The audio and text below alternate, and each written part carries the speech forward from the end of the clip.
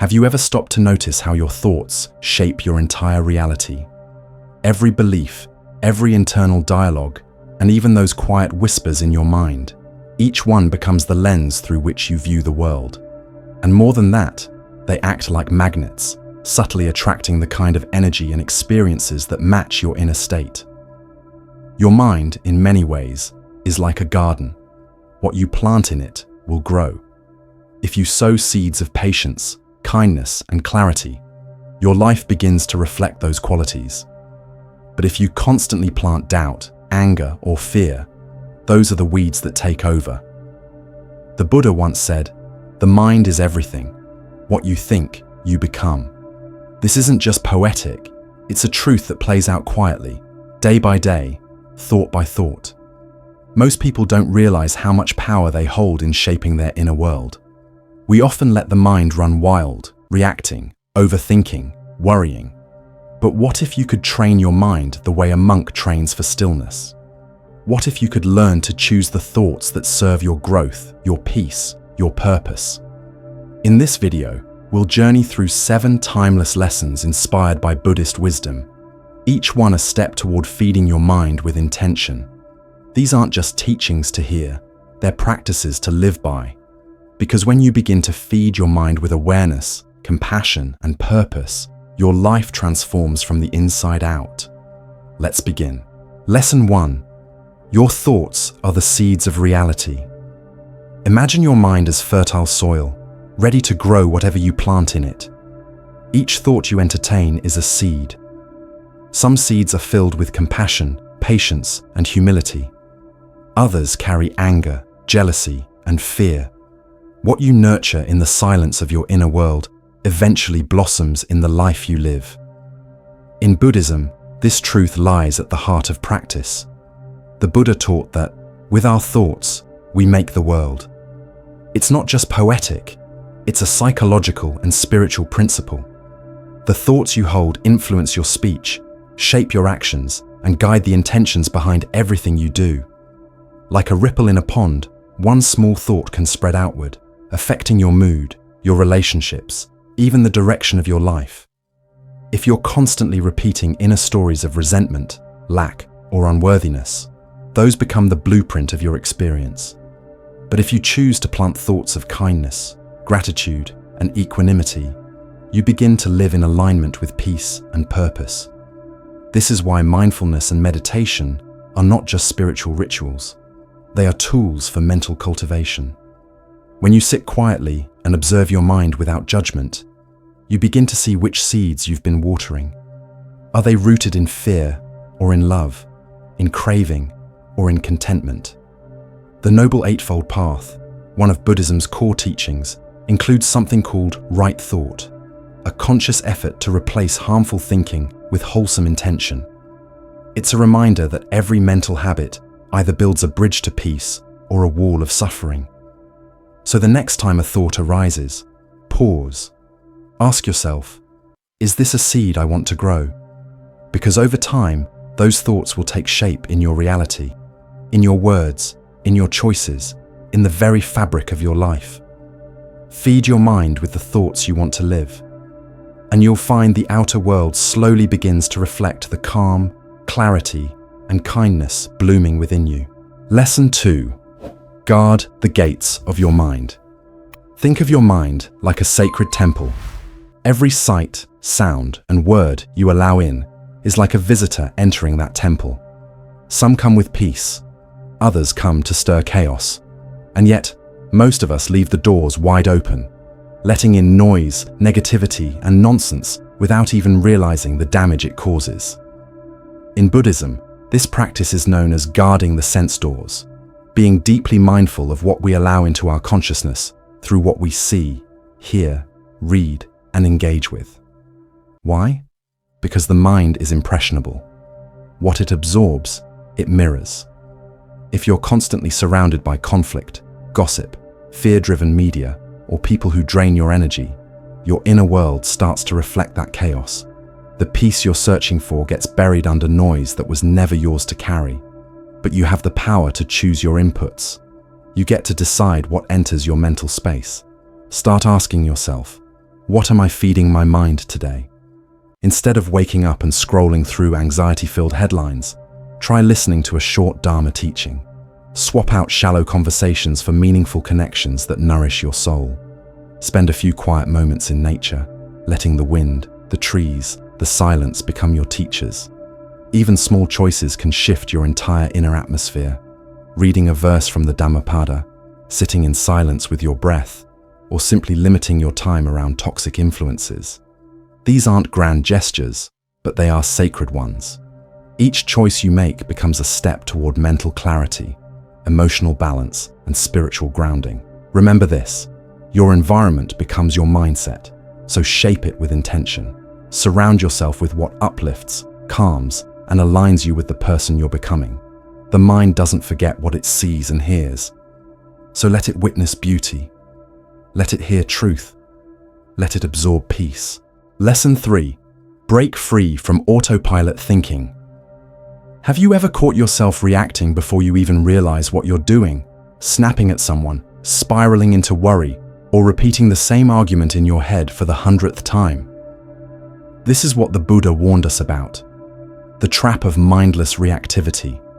It's like living your life with your eyes half closed, stumbling through moments on autopilot, driven by old patterns, old pain, and unconscious fears. These reactions aren't really you. They're echoes from the past, programs installed long ago by trauma, conditioning, or years of unchecked habit. The problem is, the more we feed these automatic responses, the deeper they root themselves in our minds. We become prisoners of our own thoughts, replaying the same stories, feeling the same emotions, and wondering why peace always feels just out of reach. But here's the powerful truth. You don't have to live like that. Buddhist practice teaches us to pause, to become the silent witness instead of the reactive mind. That pause is everything. It's the space where awareness enters. When you notice yourself triggered, overwhelmed, or frustrated, don't fight it. Just pause, breathe, observe the thought behind the emotion. Is it fear whispering in your ear? Is it anger clinging to old wounds? Is it jealousy disguised as comparison?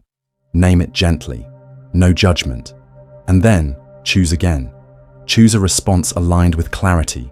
Choose compassion over defensiveness, patience over irritation, stillness over reaction. Every time you break free from autopilot thinking, you reclaim a piece of your freedom. You stop being a slave to your emotions and start becoming the master of your mind. Over time, your reactions soften, your presence strengthens, and your life begins to reflect the stillness you've cultivated inside. Don't underestimate this one shift. It's not just about controlling reactions, it's about transforming your entire inner world. Lesson 4. Reframe every challenge as a gateway to wisdom. Life doesn't ask for your permission before it tests you. The heartbreak, the loss, the job you didn't get, the people who let you down, these moments arrive uninvited. And our first instinct? To resist.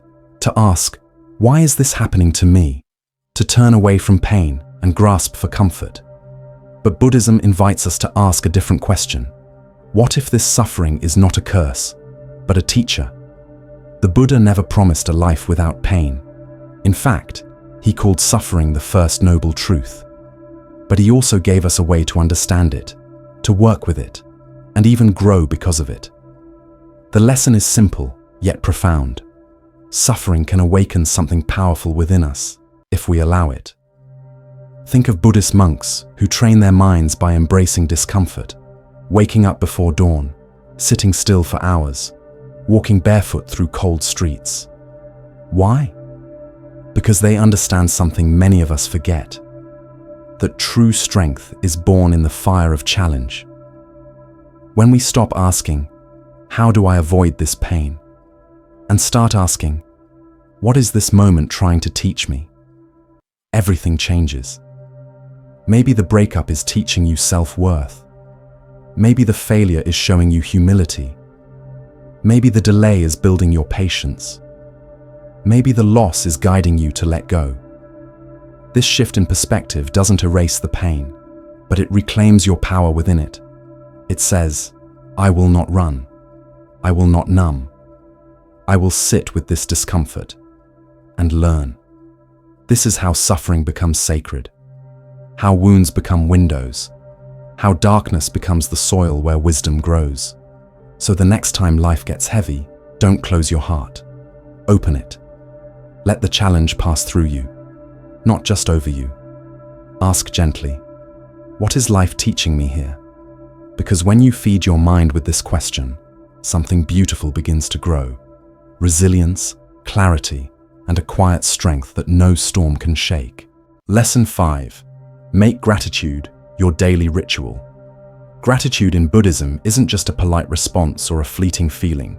It's a practice, a form of mindfulness that gently brings us back to the present moment and reminds us we already have enough.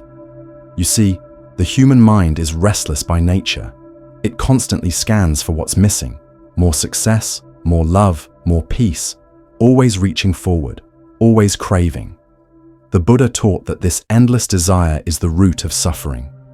But what if there was a simple, silent act that could ease that suffering? That act is gratitude. When we practice gratitude, we're not just listing things we like, we're retraining the mind. We're choosing to pause and recognize what is rather than what isn't. And that shift is powerful. It softens our cravings and fills our hearts with quiet contentment. Start small. Before you reach for your phone in the morning, breathe. Think of 3 things you're thankful for. The morning light spilling through your window, the quiet hush before the world awakens, the warmth of the bed that held you through the night.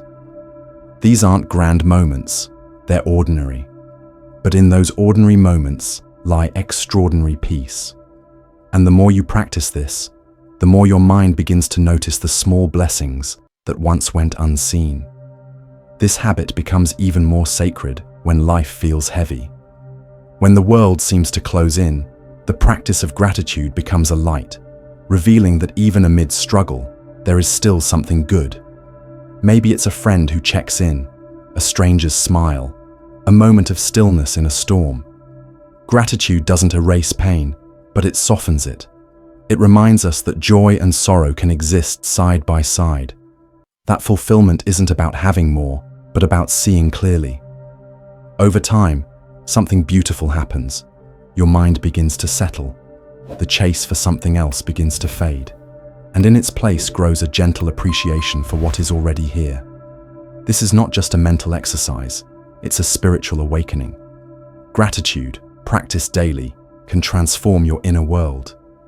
It makes life feel fuller, calmer, more rooted in the present. And in this stillness, you begin to understand what the Buddha meant when he said, "Let us be grateful, for without gratitude, there is no peace." Lesson 6. Visualize the person you wish to become. In the Buddhist tradition, the mind is not just a mirror of the world, it is a garden. What we plant in it, we eventually become. And one of the most powerful tools for planting the seeds of transformation is visualization. But this isn't about simply fantasizing or wishful thinking. Visualization in Buddhism is a sacred practice, a mental rehearsal where we begin to embody our highest qualities before they fully bloom in our lives. Imagine, for a moment, that you're not just aiming for patience, you're living it. You see yourself in a moment of tension, not reacting, but breathing. You hear your voice, calm and steady. You feel warmth in your chest as you offer compassion instead of criticism. In that moment of visualization, you're not reaching for patience, you are already patient. This is the heart of bhavana, mental cultivation. Visualization is not passive, it's an intentional act of shaping the inner landscape. Just as a musician practices scales to master the instrument, we use mental imagery to master our thoughts, emotions, and behaviors. Neuroscience has even caught up with what Buddhist monks have known for centuries. Visualizing an act activates the same brain circuits as performing it. But this practice isn't just for monks or mystics. Anyone can do it. If your goal is inner peace, don't just wish for it, see it. Picture yourself walking through life's chaos with grace. See yourself in stressful situations, but unmoved, grounded like a mountain. Feel the steadiness in your breath, the clarity in your gaze. Make this image vivid. Hear the ambient sounds, notice the colors around you, even sense the temperature in the air. The more detailed the vision, the more real it becomes.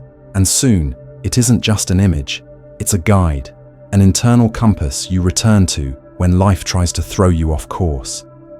This is how visualization bridges the gap between the person you are and the person you are becoming.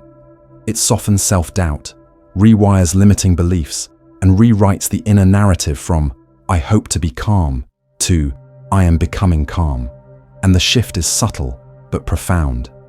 Rather than seeing yourself as someone lacking peace or discipline or compassion, you begin to see those qualities as already within you, waiting to be expressed. Visualization helps you uncover your true nature, not fabricate it. In Buddhism, this is not about striving to be better in the worldly sense. It's about returning to your original self, the one already full of wisdom, clarity, and kindness. The Buddha never said you needed to add something to be whole. He taught that you simply need to uncover what's already there, beneath the noise. Visualization is how we water the seeds of this inner wisdom. It's how we gently pull the weeds of doubt, fear, and distraction, and cultivate a mental environment where peace can grow. So take time each day to sit quietly and visualize not just your goals, but your essence. See yourself as the embodiment of patience, compassion, resilience. Picture yourself moving through the world with intention and grace. With each session, you're not chasing an illusion. You're becoming aligned with who you truly are. And as that image becomes clearer in your mind, it becomes more present in your life. Until one day, you're no longer trying to become the person you imagined. You are that person. Lesson 7. Cultivate the gentle power of self-compassion. In the journey toward inner peace, one of the most radical and transformative steps we can take is to treat ourselves with kindness. In Buddhism, self-compassion is not a luxury, it's a necessity. It's the ground upon which emotional healing and spiritual growth take root. The Buddha taught that, to truly offer love and compassion to others, we must first extend it inward. And yet, for many of us, this is the hardest place to begin. We've been conditioned to believe that being hard on ourselves will push us forward, make us stronger, or protect us from failure. But what it often does is break us from within. Buddhist teachings remind us that self-criticism is like picking up a second arrow after being struck by the first. Pain is inevitable, but self-inflicted suffering, through guilt, shame, or harsh judgment, is not. Self-compassion, or metta for the self, is the art of responding to our flaws and failures, not with punishment, but with presence. It's the voice that says, "I see you. I know this is hard, and I'm still here with you." This begins with recognizing our shared humanity. Everyone stumbles, everyone suffers. And in that truth, we realize that we are never alone in our pain. Rather than isolating ourselves, self-compassion invites us to reconnect with ourselves and with others. One of the most effective practices to build this quality is metta bhavana, or loving-kindness meditation. It begins simply. You sit quietly and offer phrases of well-being to yourself. May I be happy. May I be healthy. May I be at peace. At first, these words might feel awkward, even hollow, but over time, they soften the inner landscape. They begin to replace the sharp edges of self-judgment with warmth, with softness, with care. You may notice your inner voice changing, no longer the harsh critic, but a gentle companion. This shift doesn't just feel better, it makes you stronger. Because when life knocks you down, it's not criticism that helps you rise, it's compassion. Self-compassion also invites forgiveness, not just of others, but of ourselves. We all carry burdens from the past, mistakes, regrets, the weight of what we could have done differently. But Buddhism teaches that clinging to the past is like carrying a heavy sack on your back. It slows you down, dims your light. Forgiveness is how we set it down. This doesn't mean forgetting or dismissing the past. It means seeing it clearly, learning from it, and then choosing to move forward, lighter, freer, and wiser. Equally important is the understanding of anatta, or non-self. This teaching reminds us that we are not a fixed identity. We are not defined by the worst thing we've ever done, or the harshest thought we've ever had. We are always in motion, always becoming. And when we accept that, we stop clinging to outdated versions of ourselves. We open the door to transformation. This mindset creates a stable foundation. Instead of seeking validation from others or fearing rejection, we become our own source of support. In moments of doubt or failure, we can say, "I am still learning. I am still worthy." And in that moment, resilience is born, not from force, but from self-acceptance. As we grow in self-compassion, we naturally begin to radiate it outward. We become more patient with others, more understanding of their imperfections, because we no longer expect perfection from ourselves. Our relationships deepen, our empathy expands, the harshness that once ruled our inner world dissolves, and in its place grows a quiet strength. Over time, self-compassion becomes not just a practice, but a way of being. It teaches us that gentleness is not weakness, it is strength with open arms. It's the courage to love ourselves, even when we feel unlovable, to begin again, even when we've failed. And most of all, it's the power to nourish the mind with kindness. The Buddha said, "What we think, we become." If our inner world is filled with blame and bitterness, that is the world we carry with us. But if we choose to feed our minds with loving, uplifting thoughts, we create a life of peace from the inside out. So ask yourself, what are you feeding your mind today? Every moment is a choice. Choose compassion. Choose kindness. Choose the freedom that comes from being on your own side. Bonus lesson. Embrace the present moment as your true home. In a world driven by speed, comparison, and constant striving, one of the greatest acts of rebellion and healing is to simply be here now. The Buddha taught that true peace doesn't come from having more, doing more, or being more. It comes from fully arriving in this moment, exactly as it is, without needing to change it, escape it, or chase the next thing. But how often do we truly inhabit the present? Most of the time, our minds are lost, regretting the past, worrying about the future, or running after an ideal version of life that never seems to arrive. This restlessness becomes a kind of suffering in itself, keeping us stuck in a cycle of dissatisfaction. Mindfulness is the practice that frees us from this cycle. It's not just a technique, it's a way of living. It means showing up for your life, not just when things are peaceful or perfect, but in the ordinary, in the messy, in the stillness and the noise. When you bring full attention to the present moment, even simple things become sacred. The warmth of your coffee, the rustle of leaves outside, the quiet rhythm of your breath, these become doorways to joy. You begin to realize that peace was never something far away. It was always here, waiting for you to notice. This doesn't mean life becomes easy. Challenges will still come. Emotions will still rise. But through mindfulness, you create space between stimulus and response. You become less reactive, more grounded, more awake to what's really happening within and around you. You stop chasing happiness like a moving target and instead begin to uncover it where it's always been, in the now. This is what it means to come home to yourself, to no longer live in the past or the future, but to plant your feet firmly in the ground of the present, to live from a place of stillness rather than seeking it. As the Zen saying goes, when you walk, just walk. When you sit, just sit. But above all, don't wobble. This is the art of presence, the ability to be steady in a shaking world. And here's the secret. The more you honor the present moment, the more it gives back to you. Clarity, peace, purpose. The sense that you are exactly where you need to be, not because everything is perfect, but because you're truly awake to your life.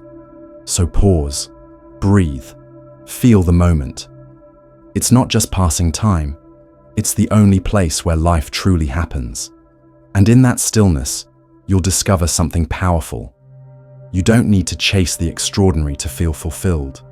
Sometimes the extraordinary is hidden in the ordinary, just waiting for you to slow down enough to see it. Conclusion. Life doesn't require us to be perfect. It only asks us to be present, to be compassionate, and to keep walking the path with sincerity. Each lesson we've explored today, whether it's practicing gratitude, visualizing inner peace, showing yourself compassion, or simply being here now, is a step toward deeper freedom. Not the freedom the world promises, but the kind that arises from within. A freedom from craving, from harsh self-judgment, from the illusion that you must become someone else to be enough. Remember, the Buddha didn't teach from a throne. He taught from silence, from stillness, from observing the human heart with gentleness and wisdom. You don't need to escape your life to find peace. You simply need to wake up within it. If this video resonated with you, take a moment to reflect. What lesson will you begin practicing today? Not tomorrow, not someday, but now. Let us know in the comments which practice spoke to your heart the most. Your words might inspire someone else on their path. If you found value here, consider subscribing for more Buddhist-inspired teachings and timeless wisdom to guide your everyday life. And remember, the journey inward is the most powerful journey of all. Keep walking it, mindfully, gently, one breath at a time.